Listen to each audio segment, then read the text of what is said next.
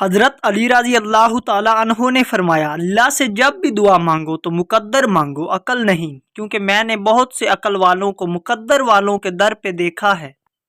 دنیا میں سب سے مشکل کام اپنی اصلاح کرنا ہے اور آسان کام دوسروں پر تنقید کرنا ہے۔ یہ انسان تعجب کے قابل ہے کہ وہ چربی سے دیکھتا ہے، گوشت کے لوتھڑے سے بولتا ہے، ہڈی سے سنتا ہے اور سراغ سے سانس لیتا ہے۔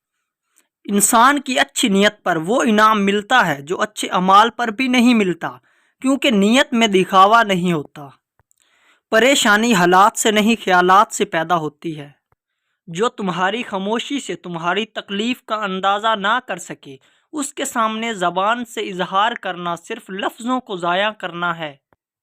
اخلاق ایک دکان ہے اور زبان اس کا تالا ہے۔ تالا کھلتا ہے تو معلوم ہوتا ہے کہ دکان سونے کی ہے یا کوئلے کی۔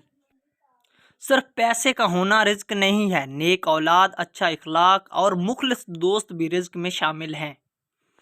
وقت، دولت اور رشتے، یہ وہ چیزیں ہیں جو ہمیں مفت ملتی ہیں، مگر ان کی قیمت کا تب پتہ چلتا ہے جب یہ کہیں کھو جاتی ہیں۔ لوگوں سے یاد نہ کرنے کا شکوہ مت کرو، کیونکہ جو انسان اپنے رب کو بھلا سکتا ہے وہ سب کو بھلا سکتا ہے۔ سورج کی کرنیں زمین پر پڑنے سے پہلے نیند سے اٹھ جایا کرو، کیونکہ اس وقت رزق تقسیم کیا جا رہا ہوتا ہے۔